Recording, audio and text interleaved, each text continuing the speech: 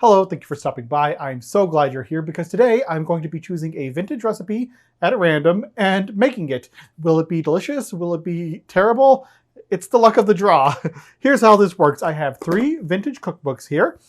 The Betty Crocker picture cookbook from the 1950s, the Campbell's Great Restaurants cookbook from the 1960s, and the Better Homes and Gardens New Home cookbook from 1979. I feel like this represents a nice cross-section of recipes that would have been made in the mid-20th centuries from the 50s through the 70s. I have a bowl here with little pieces of paper that have various recipes from these 3 cookbooks printed on them. I will choose one at random, then we'll look up the recipe in the cookbook, we'll head to the grocery store to get the ingredients, and we'll make the recipe.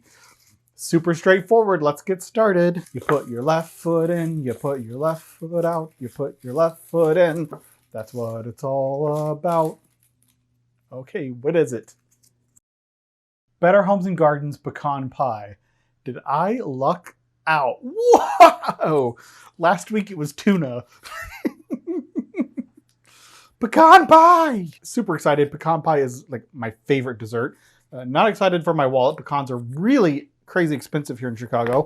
I am originally from Oklahoma, and I remember as a kid getting a pound of unshelled pecans for like 99 cents. And I think they were like $1.99 if they were shelled. But I also remember thinking, why would anybody pay for pecans? Because my grandma had a pecan tree in her backyard. She always had a big 5-gallon bucket of pecans in her chest freezer. So pecans were just like an unlimited free resource. They're not anymore, and I miss it. Okay, let's look this recipe up, figure out what ingredients I'm gonna need, and get started. I really like this index in the Better Homes and Gardens cookbook because it is alphabetical. Some of the other indexes, you have to know what category the food is under and then find it underneath that, which is really difficult sometimes. Okay, pecan pie is under pecans. Southern Pecan Pie, page 278. Now here's hoping the page isn't missing because I pulled pineapple upside down cake last week and the page was missing.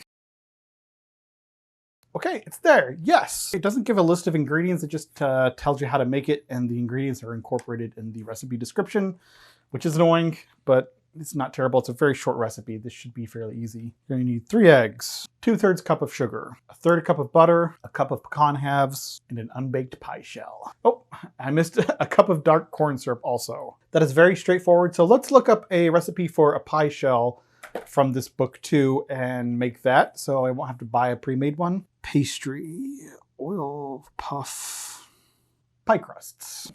I'm going to look up the plain pastry pie crust. Say that 3 times fast. It is on page 264. Straightforward, exactly what I was expecting. Flour, salt, shortening, water. I have some leftover lard that I'm actually going to use for this pie crust, so I won't need to buy anything for that. All that I really need for this recipe is the pecans and the Caro syrup. The rest I have in stock. It's eggs, butter, sugar, flour.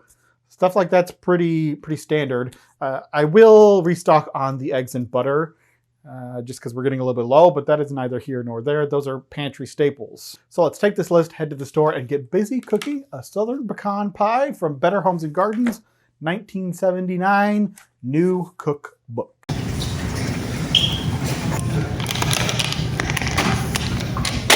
Back from the grocery store, I'm going to start by making the pie crust and let it hang out in the refrigerator and chill while I'm getting the filling going. So I got pecans. These were $8.49 for 8 ounces. Definitely not cheap. The Caro syrup was $4.49 for 16 fluid ounces. Again, still not cheap for corn syrup. I also got a dozen eggs and a pound of butter to restock my supplies. They were both $6.99 each. Again, nothing is cheap. These groceries are getting ridiculous. I don't know what else to say. Okay, I'm gonna make my pecan pie and be happy. Let's start by looking at this pastry recipe. We have a cup and a half of sifted flour here. I have half a cup of, it says to use shortening. I am using premium quality lard. The reason I am using lard instead of shortening or butter is that I have some that I need to use and this seems like a good opportunity. With this, we're gonna need an 1/8 teaspoon of salt and some tablespoons of butter until it comes together.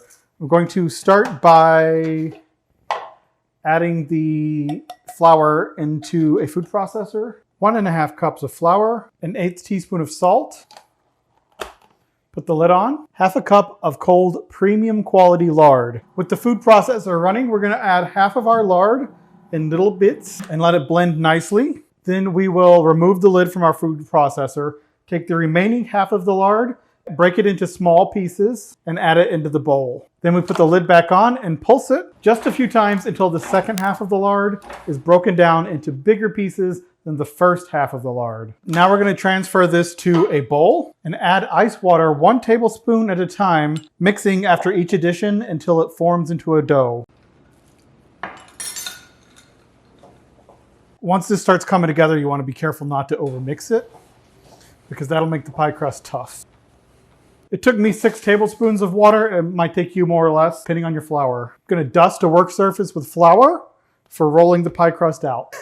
I am not very good at making pretty looking pie crust, but they always taste great. You're looking to make this about 1/8 of an inch thick. If you're not sure if it's big enough, you can always take your pie plate and compare the size of the pie plate to the size of the pie crust.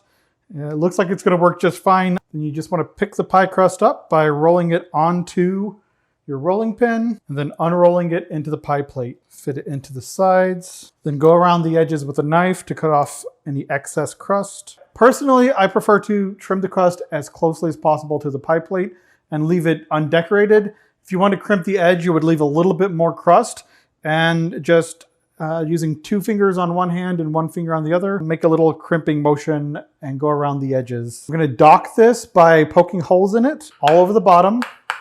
This will give all the moisture underneath the pie crust vents to escape. Now I'm going to take this and put it in the refrigerator to chill while I make my filling. For the Southern Pecan Pie filling, we've got 1 cup of dark Karo syrup. I measured the syrup directly into a large measuring cup. That way I can add all of the other ingredients into this, so I don't have to transfer the sticky syrup from one measuring cup to another. Into this, I'm adding 3 eggs, 2/3 cup of white sugar, and 1/3 cup melted butter. And I'm going to mix this up until well combined. We're also adding a pinch of salt in there too, forgot about that. Now I have 2 cups of pecans. I'm going to take half of them and mix them into this filling. Now we are taking the pie crust we made and putting the filling into it, trying to make sure the pecans are evenly distributed. Then I'm taking the remaining pecans and sprinkling them evenly across the top. And there we go. I have the oven preheated to 350 degrees. I'm going to put this pie in there on the middle rack and cook it for about 50 minutes. Been in the oven for 50 minutes. Don't know how well that translates to camera, but there's still a little bit of a wobble to it. That should set completely as it cools. Here's the pecan pie falling apart because I didn't let it cool completely.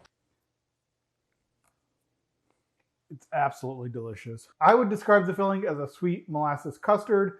You've got the nutty toasted pecans and just this really great classic pie pastry. It all goes together perfectly. Most of the homemade pecan pies I've had in my life have come from the back of this bottle, the infamous Karo syrup pecan pie recipe. And this recipe from Better Homes and Gardens was really similar, except it had a little bit less white sugar and a little bit more butter and no vanilla. I find that I actually like it a little bit better with the sweetness notched back just a little bit. It's still a very sweet pie. Not having the vanilla in there really highlights the flavor of the pecans and the custard a little bit more.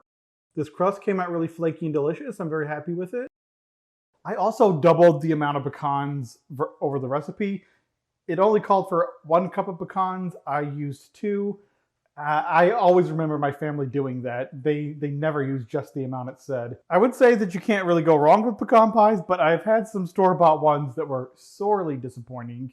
Very little filling, the thinnest layer of like crushed pecans at the top.